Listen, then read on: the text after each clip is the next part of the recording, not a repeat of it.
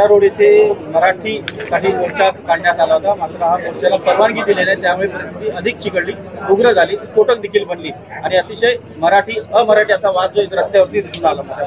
नाही बघा, सर्वप्रथम आपल्या माध्यमातून मी महाराष्ट्रामधील तमाम जनतेला, सगळ्या राजकीय पक्षांनी एकच विनंती करणार आहे की आपण महाराष्ट्रामध्ये हा वाद वाढवला नाही पाहिजे, आपण संपवला पाहिजे. विरार रोडच्या बाबतीमध्ये जे घडलेलं आहे ते मी त्या बाबतीमध्ये माननीय मुख्यमंत्री मोदींनी देखील सांगितलेलं आहे. मी देखील सकाळी म्हटलं होतं की प्राथमिक आम्ही जी माहिती घेतली त्यानुसार मोर्चा कुठून सुरू होणार आणि कुठे संपणार या बाबतीची त्यांनी जी माहिती दिली होती, कदाचित त्या व्यापाऱ्यांच्या समोर जर का मोर्चा काढला गेला असता, व्यापारी आणि पुन्हा जर का जे आंदोलनकर्ते होते, जे मोर्चे करते होते, जर का समोरासमोर आले असते तर कदाचित कायदा सुव्यवस्थेचा प्रश्न निर्माण झाला असता. आणि मग काळजी घेण्यासाठी म्हणून आपण पोलिसांनी त्यांना विनंती केली की आपण ह्या मार्गाने न काढता अन्य कुठलाही मार्ग आपण निवडा, कुठल्याही ठिकाणी आपण तो मार्ग तुम्ही निवडा, परंतु या मार्गावरती नको जिथे व्यापारी आहेत, समोरासमोर आले तर कायदा सुव्यवस्था प्रश्न निर्माण होऊ शकतो. ही काळजी होती म्हणून त्यावेळेला ही परवानगी ही नाकारली गेली असे प्राथमिक माहिती आम्हाला तिथल्या पोलीस आयुक्तांनी दिलेली आहे. म्हणून मला वाटतं ह्या गोष्टीला त्यांना परवानगी जाणून बुजून नाकारली अशा पद्धतीने ठपका लावणं हे चुकीचं आहे. शेवटी महाराष्ट्रामध्ये मराठीची अस्मिता ही राखली गेली पाहिजे, या मताचे आम्ही देखील आहोत. मराठीचा अपमान कदापि आम्ही देखील सहन करणार नाही. आमच्याच मित्रपक्षामधील अन्य राज्यामधील काही नेत्यांनी जी वक्तव्य केली त्याचा निषेध आम्ही विधिमंडळामध्ये आम्ही स्वतः त्याचा निषेध केलेला आहे. म्हणून अशा वेळेस कुठेही राजकारण करण्याचा हा विषय नाही. आपण एक गोष्ट देखील लक्षात घेतली पाहिजे, दुसऱ्या बाजूला व्यापाऱ्यांचा जो मोर्चा निघाला त्याला देखील कुठली परवानगी नव्हती, त्यांच्यावरती आम्ही कायदेशीररित्या कारवाई केलेली आहे, त्याच्यावर आम्ही गुन्हे देखील दाखल केलेले आहे. आणि म्हणून मराठी अमराठी हा वाद कुठेही न करता आपण सलोख्याने सोबत राहिलं पाहिजे.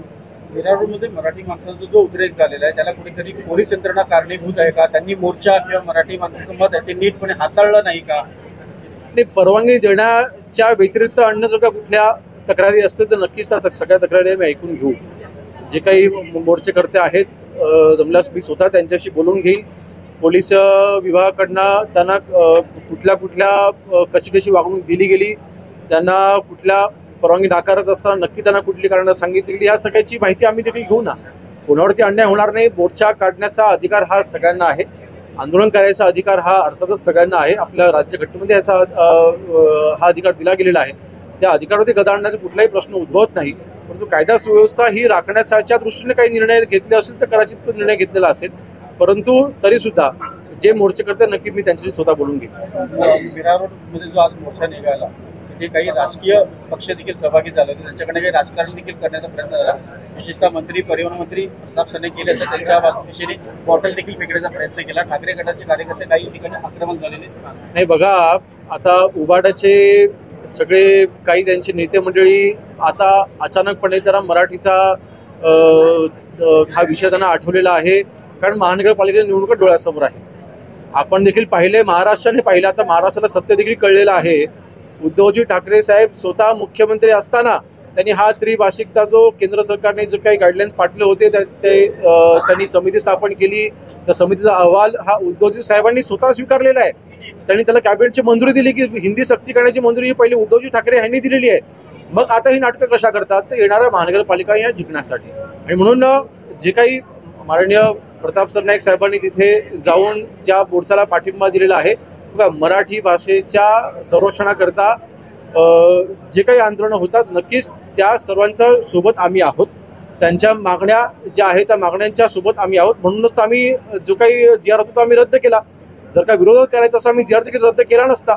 आणि म्हणून मराठीची अस्मिता ही महाराष्ट्रामध्ये जपली गेलीच पाहिजे. मुंबईनंतर विरार रोड नंतर महाराष्ट्रात फ्री लोन पसरणार नाही यासाठी गृह मंत्रालय काय खबर नाही, नक्कीच आम्ही काळजी घेऊ. जिथे महाराष्ट्रामध्ये मराठी या विषयाला घेऊन जर का कोणी पहिल्यांदा कोणी रस्त्यावर येणार नाही ह्याची खात्री आम्ही स्वतः घेऊ. परंतु जर का कोणाला तिथे अशा पद्धतीची कारवाई करण्याची कोणाची जर का तिथे मनशा असेल तर नक्की त्याच्यासोबत आम्ही सलोख्याने आम्ही चर्चा करू. नंदुरबार जिल्ह्यामध्ये प्रताप सरनाईकांनी मगाशी सातारा या ठिकाणी सांगितलं पोलीस अधिकारी या सगळ्या गोष्टीला कारणीभूत त्यांनी सरकारच्या गृह विभागावर आत्मसात केली. नाही, मी प्रताप सरनाईक साहेबांशी स्वतः बोलून घेईन. त्यांचं हे मत कशावरनं तयार झालेलं आहे इथे पोलीस विभागाकडनं जी माहिती मिळाली आहे त्या व्यतिरिक्त अजून कुठली माहिती असेल नक्कीच आम्ही ती घेऊ आणि त्याच्यावरती योग्य ती कारवाई आम्ही करू. आमदार सुरेश धस, सर,